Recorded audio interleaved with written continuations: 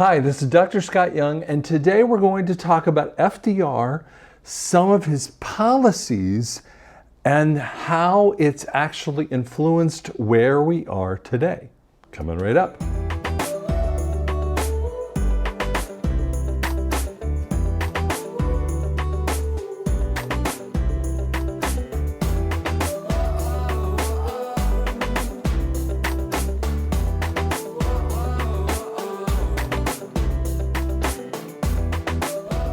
And you're going, I thought we were talking about NESARA. Well, we are talking about NESARA, but what we have to always understand is what the Fed, or the Federal Reserve, has actually put us in this line of situations. So what you have to know, first off, the Fed starts in 1913, okay? They shove under the Federal Reserve Act in December 23rd, 1913, underneath the rug, okay?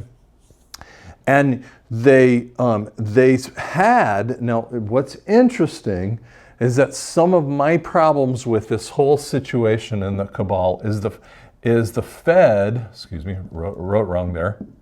The Fed has underneath it the banks, you have underneath it the IRS, and you have underneath it, you know, the government agencies. Now, most people think, well, wait, it is a government agency. No, it is not. It's private bankers. But the government agencies actually support the Fed in a million ways. So what happens is that they also bring in here the debt that brings in just a massive amount of slavery inside of this for the people of the world. Now, so we have that occurring. Now, from about 1913 to FDR's beginning of his term, 33, there's actually fascinating things happening. When you run off of credit cards, okay, so let's just put it this way. If I run my whole life off of a credit card, and everything's run off a credit card, if you do it correctly, you pay on your credit card and wipe it out at the end of the month. Okay, so you're just using it basically as cash and another way to kind of translate your life. Now, that normally is okay if you know you have the cash flow and you're within your means to be able to do that. But if you're not careful, what happens to you is that it becomes a situation of death, because you start spending more and your wages don't match what you're spending. And then you get into really negative circumstances. And that's why people need to have savings, because there are bad months and then there are good months. I mean, my son just right now is having to deal with a car. It's a new car, and yet the thing keeps dying on us and causes that problem. So there's got to be monies that you have to spend to take care of things. Okay. But around every 20 years or so, in the Federal Reserve System, because this whole thing is based upon debt.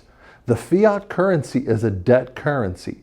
The banks have created this kind of situation where they're supported by the IRS and the debt and the government agencies to keep this thing going. And by the way, they have other agencies, including Hollywood and the media, who just perpetuate this stupid. And instead of really answering questions, they say that's a stupid question. There's one of my favorite episodes on Deep Space, Star Trek Deep Space Nine, is these people from the Institute. They were genetically altered. Okay, it's an interesting story, but basically genetically altered so that they could be like superhumans, and they interact with this one doctor, Dr. Bashir, and in this storyline, they have these people. They're very, very poorly socialized in the way that they're doing. Very intelligent.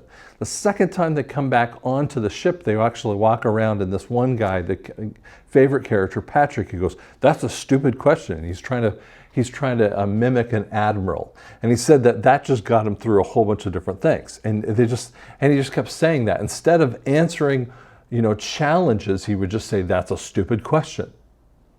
And I find it fascinating that basic idea comes out in how the government agencies, anytime there's a problem with something, they say, that's a stupid question. And they push over, and you're just a conspiracy theorist. Basically, it's saying the same thing that fictional character Patrick is saying, that's a stupid question. But that didn't answer my question. If I have a legitimate problem with this, you can't answer it with, that's a stupid question. Does that make sense? And I think that's what we're missing in this point. And we see these parts that come out. Now, first off, when the bankruptcy thing happens about every 20 years, it normally is, so after 20 years, you'll see the bankruptcy happen a little bit before that date of that 20-year period of time. When is the beginning of the bankruptcy? Well, go back and look at your history. In 1929, the stock market crash happens, and everything goes to hell in a handbasket there. And it takes until 1933 where we start to move ourselves off the gold standard. Now, it's not fully understood that most people don't see it in that way. And, I've learned a lot more in this kind of thing too, because guess what? I have to learn in this area just as much as you are. But basically, this is when the people had to turn in their gold. So they had to give over their gold so that the government could have it.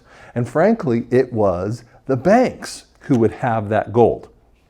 And what's amazing is in 1933, we have the gold taken away from the people, and it was a $10,000 fine. Now, in that time frame, that's a massive fine. I mean, that's even a massive fine today. If you were fined $10,000, you're like, man, most people can't afford that. In that time frame, that's just like basically saying a $3 million fine, in essence. So what they did is they took away the gold, and they gave you $20.60 in a share, but by 1934, FDR, Franklin Delano Roosevelt, had actually boosted up the rate to $35 or so dollars per ounce. You're going, wait a second, it was $20, and then you suddenly get, when it's in-house, when the money is in-house, it suddenly becomes worth more, which is basically the beginning of the fiat currency. By the way, my phone kind of goes off, my iWatch goes off every once in a while. Okay, so that's the fiat currency, and that's the inflationary point that these idiots try to do upon us, okay? So that just gives you a little background, but the bankruptcy happens around every 20-year cycle. Well, so from this cycle, we move forward to 1971, and that is another bankruptcy cycle, which is the gas shortage. 1999 is another one, but it doesn't finalize until an interesting date of 9/11/2001. And so we have that area where and by the way, the markets in 2000 were crashing so hard that I remember putting away, I think in the time frame I was putting like $350 a month into my IRAs and losing $450 a month. By how the markets were going. So I was putting in money and just going out the other end. And my IRA was losing money every day, okay? And so that 2001 time frame was another level of bankruptcy. And by the way, that's why you have to, you're misunderstanding, and I'm going to share this book with you if you want to learn a little bit more about it. It's called Revelations of the Red Pill. You can go to drscott.com, or drscottyoung.com, and you can go buy Revelations of the Red Pill. It just sends you over to the Amazon, and you can buy it from there. Anyway, you can buy it as a Kindle book or as a physical book with that. I'm a physical book kind of person, so that's my thing. But what the next bankruptcy point is 2020. And you have to see, that was the beginning of the bankruptcy phase. And it takes a couple years. Remember, I told you it takes a couple of years before it finalizes. So 2020 was the beginning of it. Now we're seeing the end of the situation. We're at June 14th of 2022, and you're seeing the end of the bankruptcy phase. Where the fiat currency is completely crashing To give you an example of what's actually occurring right here, the bond market is going bonkers, which means the fiat currency is just rising in its ugliness, in its inflationary phase. It's around 8 to 10%, and that's what we think it is. Well, I believe it's much higher than that. Gas prices are going off the charts in ways that you can't possibly realize. I mean, most people around America are at $5, $6, $7 per gallon. And that's exactly what Trump said before the 2020 election. Okay.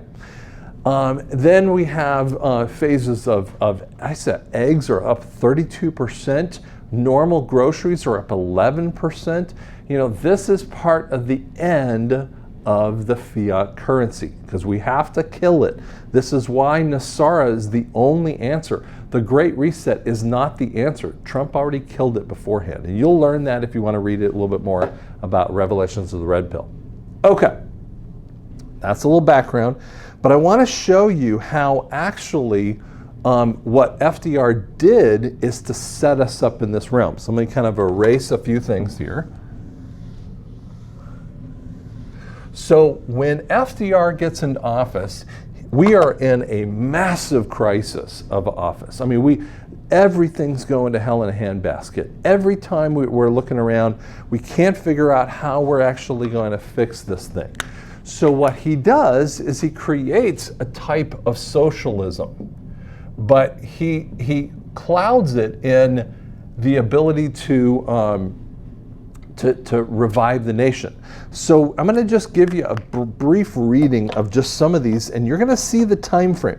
So that's why I want you to see this, and you'll hear me talk about it from 33 to 45. And I'm going to show you how this actually works. So again, I'm not going to explain all of these, but Agricultural Adjustment Administration, 1933. Bonneville Power Administration. There's a little bit of power usage, 1937.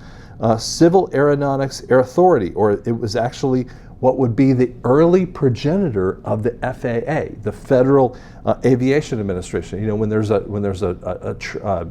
plane crash that goes on, there we go. See, their government overreaches. See, the government kind of reaches into the pockets of the people. So FAA, 1938. 1933 would be Civilian Conservation Corps.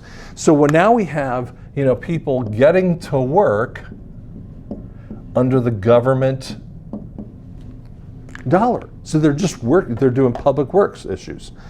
Drought Relief Service, 1935. Subsistence Homestead Division.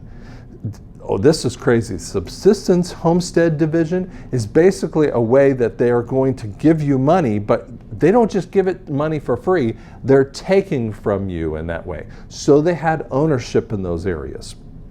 Emergency Banking Act, 1933. And I'm picking on some of these ones. The Federal Art Project. Art? Yep, they want to be involved in that one. That would be, I lost my place there. 1935, 1933, the Farm Credit Administration, the Farm Bureau, that's part of it as well, 1933.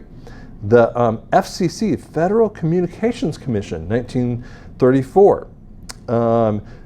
It's interesting is the FDA, the Food and Drug Administration, comes in 1906, but it became a big deal in this time frame because they were trying to take over some of the things going on. FDIC, Federal Deposit Insurance Corporation, 1933. Federal Housing Administration, 1934.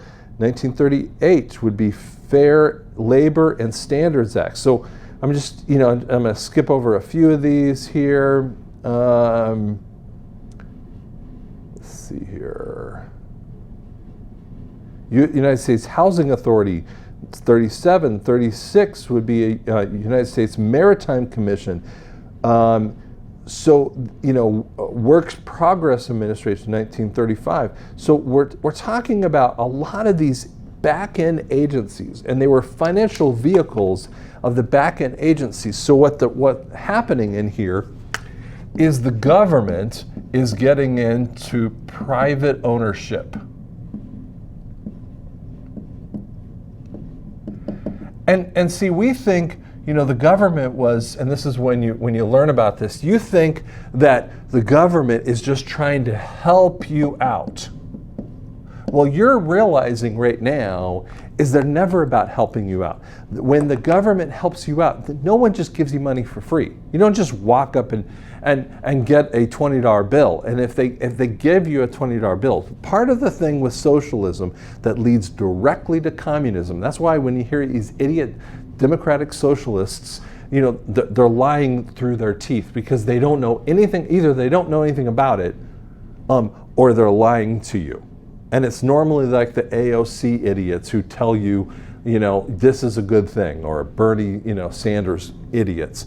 But if you see some of the Z and the Y generation, X generation at times, they're trying to tell you this is a great thing. Those are just dummies, okay? And they don't understand what this actually does. But what socialism does is it gets you into giving programs just to get private organizations out of the picture. So every time we do this, we're trying to kill off the private organizations. So we want to infect in every different way. And you just see, from 1933 on, it just kind of goes farther and farther off here. When my wife and I were first married in 1993, we go into a psychologist for the first time, and both of us, she's a psych nurse. I have as much as a bachelor's degree in psychology, and we were really not sure about this whole thing. And the woman was really awesome. We probably had like 4 meetings with her, and she was just like, we just got to fix a couple areas. Because what you're talking about, you guys are just like this in the beginning. But if we walked 10 years down the road, you're this far away because you're just going off in slightly different directions. We just need to correct it.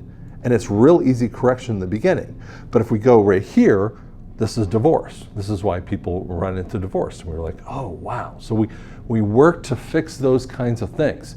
See, what happens right now is that, the system was created in 1913. We are now sitting in 2022, and it's a complete and utter dumpster fire. So what happens is that now the situations are so crushed and messed up with all these organizations that were trying to get into private ownership and stealing from the people in very, very predicted patterns. I mean, they had exact ways of doing it, and they're laughing about it because they wanted to be the 1%. They're the elite 1%ers. Now, my dad actually sent me a thing talking about how the elite 1%ers are giving back to the people. No, they don't. They have no interest in giving back to the people.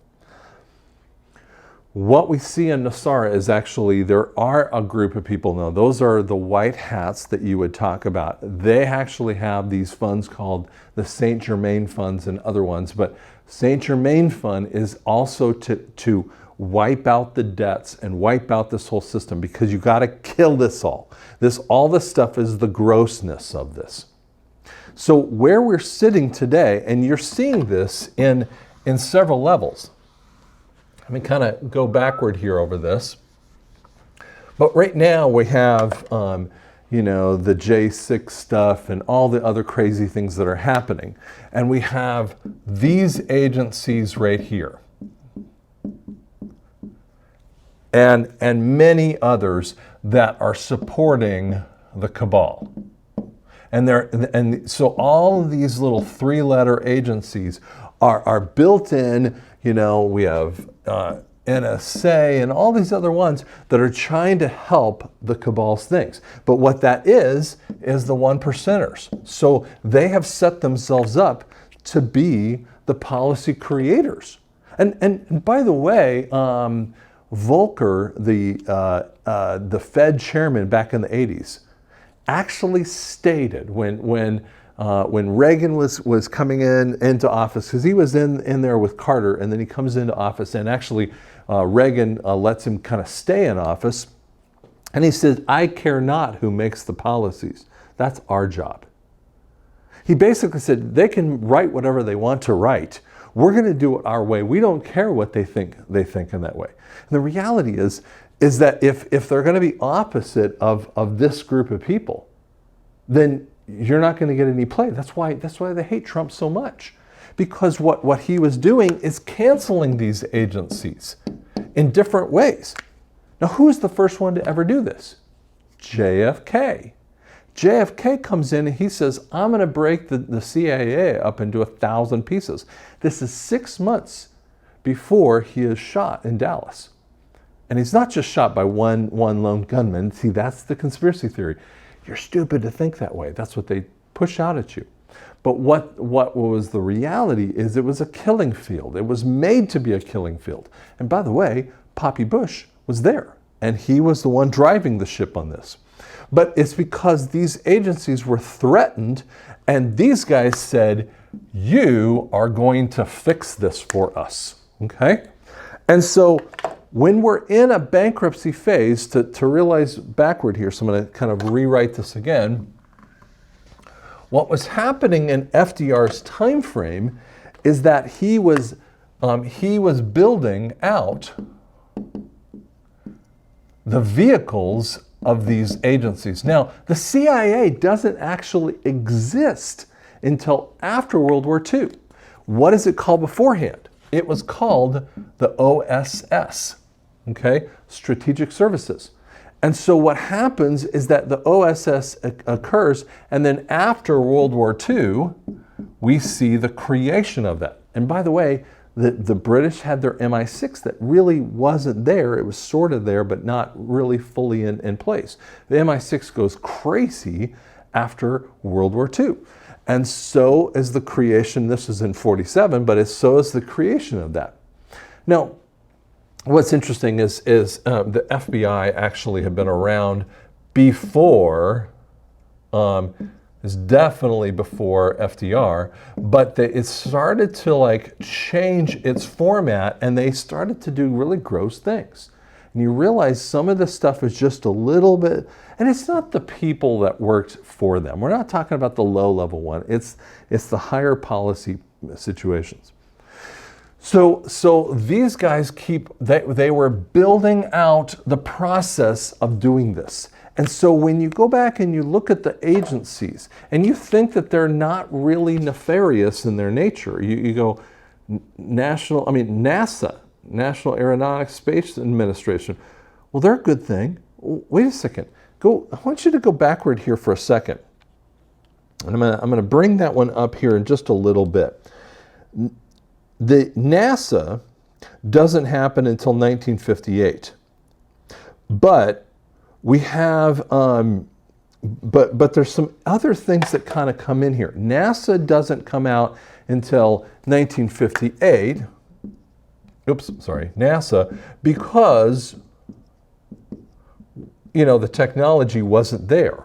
But you go, why were they doing this? Well, they actually needed Operation Paperclip. Go look at this one up here. It'll kind of freak you out. Operation Paperclip, what they did is they took these World War II Nazis who were scientists in different ways to bring them over. And we were talking about confirmed Nazis. We're not talking about just sort of good guys. We're really bad guys who'd done some of the grossest things of the war. And the Nazis had created all kinds of crazy things. And they just brought them into the different agencies. And that's why we have this same problem that we keep coming into. And we have to it's not like just a cancer treatment where you go in and you just cut out that little thing that is the tumor.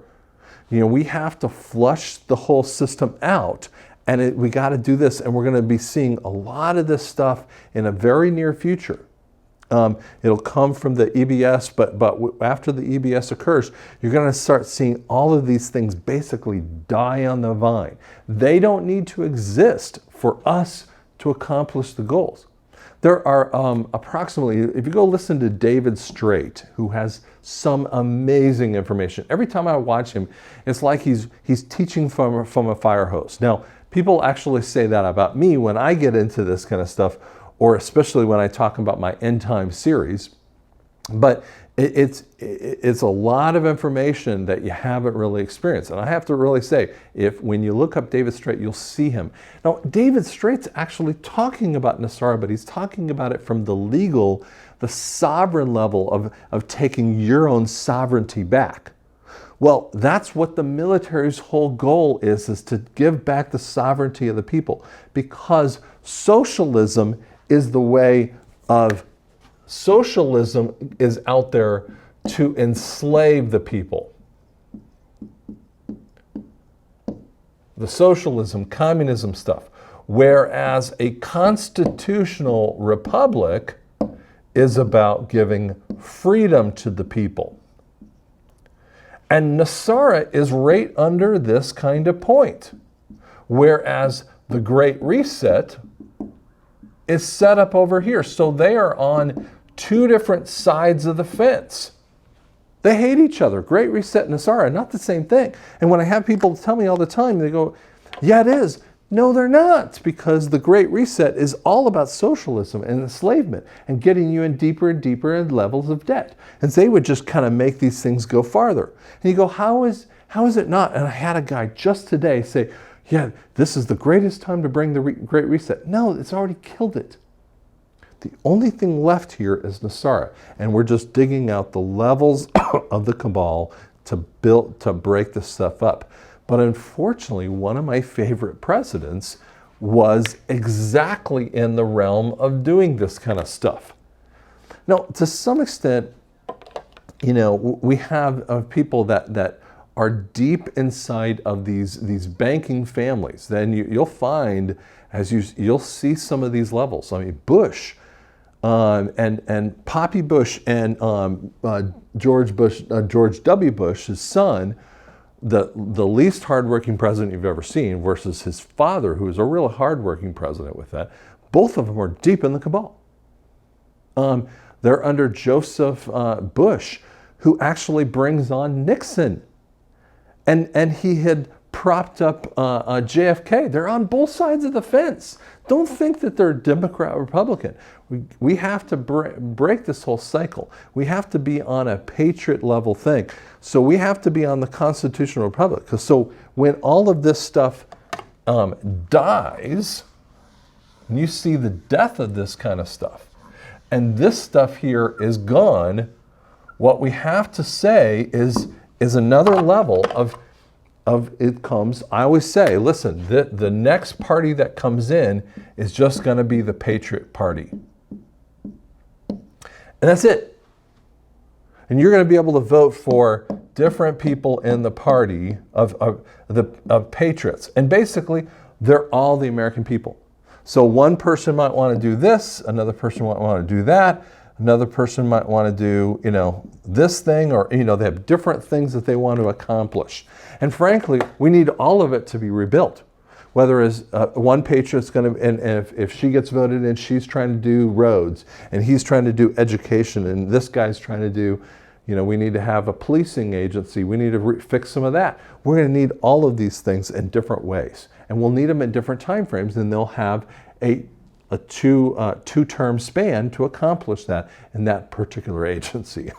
Now, and that will fix the systems. But by the way, some of these fixes have already been going on. One of the things I'm going to end with this little statement, most people weren't catching it. At the end of Trump's official term in late of 2022, or 2020, excuse me, he started talking. He was on the White House lawns. It's a late fall, and he's standing out there and he's talking about how for every one policy creation that we did, we basically ripped out of the pages 3 or 4 other policies. It's approximately what he said. But basically what he was trying to say is he's ripping away the stuff that FDR and the other progenitors afterward created. And that is what we have to do. And we're going to get down to, and what David Straight talks about, there's 19 relative agencies that the constitutional republic is supposed to do. And so just to give you a basic kind of idea, you know, the constitutional republic is supposed to do the policy creations, okay? But they have to do it within the constitutional realm, okay? So we got Congress and Senate that accomplish that. The president signs off on it. The judges have to look at it and say, is it constitutional? None of that has been occurring since this basic time frame. But it will come back better and better as we move backward, and this is our founding document. Now the other part is militaries and police and a few other kind of things, but those are the basic agencies that they were ever created to accomplish, including making the money and a few things like that. So I hope that helps you just get a perspective, because we're going to see people rewriting the history books because we have to find out what was really happening in the background with that. Hope that helps you out. If you like this, subscribe. Spend some time looking through the other channels, the other parts of this channel, because I explain a lot more. You're going to have questions, happy to answer them, but you got to take the time to look back at some of that stuff as you're researching. Thanks so much.